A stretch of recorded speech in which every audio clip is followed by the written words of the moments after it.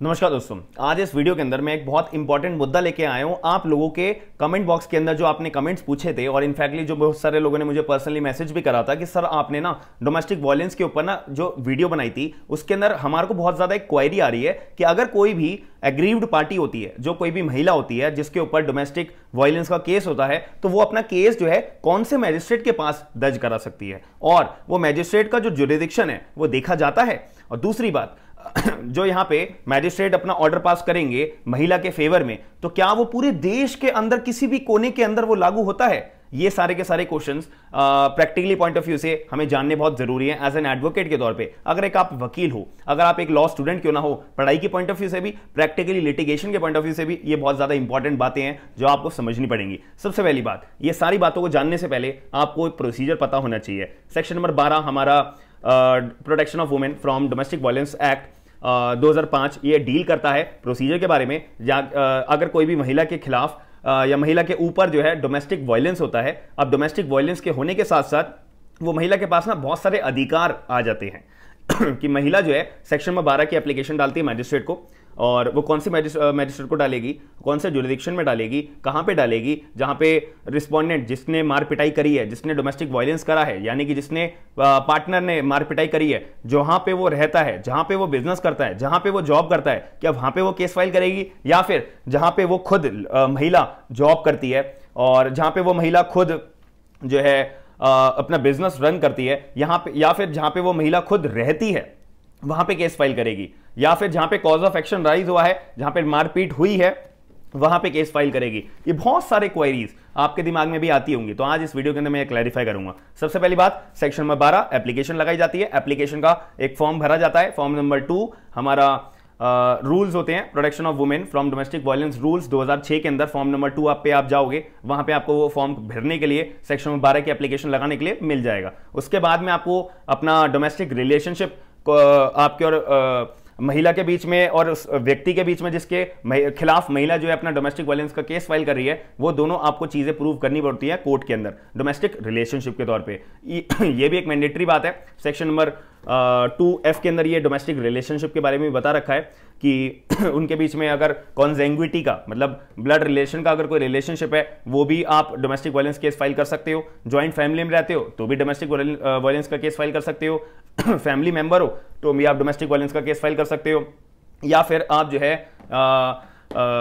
Relationship in the nature of marriage, जिसको हम live in relationship बोलते हैं, तो आप उसमें भी रहते हो तो भी आपके पास अधिकार है डोमेस्टिक वायलेंस का केस फाइल करने का, जिसने आपके पार्टनर ने अगर मारपिटाई करी है। वो पार्टनर मैं इसलिए बोल रहा हूं क्योंकि यहाँ पे हस्बैंड एंड वाइफ भी हो सकते हैं, अनमैरिड कपल्स भी हो सकते हैं, एक पिता और एक लड़की यानी कि उसकी डॉटर भी हो सकती है, याद रखिएगा, ऑफ एनी एज। यहाँ पे एज की मैटर कंसिडरेशन में नहीं डाल रखी है। उसके बाद अब ये सेक्शन नंबर 12 की मैं एप्लीकेशन कहां फाइल करूंगा, इसके लिए मुझे पढ़ना पड़ता है section number 27 of protection of women from domestic violence act 2005 का ये कानून हमें पढ़ना पड़ता है। इसके अंदर साफ तौर पे लिखा हुआ है आपको अपना जुडिशियल मैजिस्ट्रेट फर्स्ट क्लास के आगे एप्लीकेशन फाइल करनी पड़ती है, जिसको हम सेक्शन नंबर 125 और सीआरपीसी की बात करते हैं ना, जिसमें जहां पे मेंटेनेंस के लिए एप्लीकेशन फाइल होती है, वही सेम मैजिस्ट्रेट के पास आपको डोमेस्टिक वायलेंस का केस फाइल करते हुए अपनी सेक्शन नंबर 12 की एप्लीकेशन लगानी होती है। तो जुडिशियल मैजिस्ट्रेट फर्स्ट क्लास या फिर मेट्रोपॉलिटन मैजिस्ट्रेट, जो मेट्रो सिटीज होती है ना, वहां पे हमारे एमएम बोला जाता है, और जो नॉन मेट्रोपॉलिटन सिटीज होती है, हालांकि मेट्रोपॉलिटन सिटीज में भी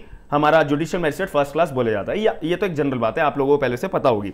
तो वहां पे आपको अपना केस फाइल करना होता है। अब कौन से जुरिडिक्शन का, मैं जहां पे महिला रहती है, भाई देखो यहां पे क्लैरिफिकेशन करा हुआ है सेक्शन नंबर 27 के अंदर कि अगर कोई भी महिला जो पीड़ित है, एग्रीव्ड पार्टी है, जिसको मारपीट जिसके ऊपर हुई है, तो वो अगर कहीं पे रहती है और वो या तो कहीं पे जॉब करती है या वो कहीं पे अपना बिजनेस करती है, तो इन जगहों पे भी जो भी उसके नजदीकी डिस्ट्रिक्ट कोर्ट होगा, वो वहां पे जाके जुडिशियल मैजिस्ट्रेट को फर्स्ट क्लास को अपनी एप्लीकेशन फाइल कर सकती है, पहली बात। या फिर जहां पे रिस्पोंडेंट जिसने मार पिटाई करी है वो रहता है, वो अपनी जॉब करता है, वो अपना बिजनेस रन करता है, वहां के जुरिडिक्शन के किसी भी डिस्ट्रिक्ट कोर्ट के पास जाके अपना जुडिशियल मैजिस्ट्रेट फर्स्ट क्लास या फिर मेट्रोपॉलिटन मैजिस्ट्रेट के पास जाके अपनी एप्लीकेशन फाइल कर सकती है, सेक्शन नंबर 12 वाली। क्लियर हो गया? अब या फिर जहां पे कॉज ऑफ एक्शन अराइज हुआ है, मान लेते हैं दोनों रहते कहीं और है, दोनों बिजनेस कहीं और रन करते हैं, दोनों जॉब कहीं और अपनी करते हैं, लेकिन कॉज ऑफ एक्शन अराइज हुआ, मार पिटाई जो करी गई है रिस्पोंडेंट के द्वारा एग्रीव्ड पार्टी को महिला के ऊपर, वो कहीं और करी गई है। तो जहां पे कॉज ऑफ एक्शन अराइज हुआ है वहां पे भी जो है डोमेस्टिक वायलेंस का केस फाइल करा जा सकता है। अब यहां पे लास्ट बात बहुत इंपॉर्टेंट है कि बेटा डोमेस्टिक वायलेंस केस जब दर्ज करा जा रहा है तो क्या मिलेगा, महिला को क्या रिलीफ चाहिए। वो रिलीफ जो है हमारी सेक्शन नंबर 18 में प्रोटेक्शन ऑर्डर के तौर पे बता रखी है, सेक्शन नंबर 19 में रेजिडेंट ऑर्डर के तौर पे बता रखी है, सेक्शन नंबर 20 में मॉनेटरी रिलीफ के तौर पे बता रखी है, और अगर कोई भी कंपनसेशन चाहिए सेक्शन नंबर 21, 22 में कंपनसेशन रिलीफ भी ग्रांट चाहिए कि मुझे पैसा चाहिए, इसने मेरे को मारा है, मेरा गुजारा भत्ता, मेरे को जो चोट वोट लगी है उसकी मरहम पट्टी लगाने का खर्चा, ये सारे खर्चे, या फिर मेरे बच्चे को भी मेंटल क्रुएल्टी करी गई है, मेंटल हार्म पहुंचाया गया है, मेंटल वायलेंस उसको भी हुआ है, दुख दर्द उससे भी हुआ है, तो उसकी पालन पोषण के लिए भी मुझे खर्चा चाहिए। ये सारे के सारे ऑर्डर आप जो है एक महिला के रूप में क्लेम कर सकते हो अपनी सेक्शन नंबर 12 की एप्लीकेशन फाइल करने के बाद में। कहां होगी उसके लिए सेक्शन नंबर 27 आपको पढ़ना पड़ेगा अपना डीवाई एक्ट का 2005 के अंदर। सीधे तौर पे मैंने आपको बहुत अच्छे से एक्सप्लेन कर दिया है। दूसरी बात और एक आखिरी बात जो मैंने अभी वीडियो के स्टार्टिंग में बोली थी कि मान लेते हैं कि एक्स नाम की कोर्ट है, जुडिशियल मजिस्ट्रेट फर्स्ट क्लास, वहां पे बैठे हुए हैं जो अपना ऑर्डर पास कर रहे हैं। अब जो ऑर्डर पास उनके द्वारा करा गया है तो वो क्या पूरे देश भर में ऑर्डर लागू होगा? भाई मैं आपको क्लियर तौर पे बता रहा हूं, वो पूरा का पूरा ऑर्डर पूरे देश भर में लागू होगा। मान लेते हैं कि दिल्ली में एग्रीव्ड पार्टी रहती है और मुंबई में रिस्पोंडेंट रहता है, तो यहां पे बात करी जा रही है, तो जो महिला है ना उसने मुंबई की कोर्ट के अंदर यहां पे अपने पार्टनर के खिलाफ यानी हस्बैंड के खिलाफ डोमेस्टिक वायलेंस का केस दर्ज करा दिया judicial magistrate first class as पर सेक्शन नंबर 27 क्लॉज नंबर 1 के तौर पे, 1A के तौर पे। इतनी बात क्लियर होगी, 1B के तौर पे इतनी बात क्लियर होगी। अब यहां पे मुंबई की कोर्ट ने बोला कि रिस्पोंडेंट तुम जो है दिल्ली में आपकी महिला रहती है, एक्स पार्टी रहती है यानी कि एग्री पार्टी जो रहती है, तुम दिल्ली में जाके महिला को परेशान नहीं करोगे, प्रोटेक्शन ऑर्डर है, तुम महिला के घर में जाके उसको टॉर्चर नहीं करोगे, ठीक है।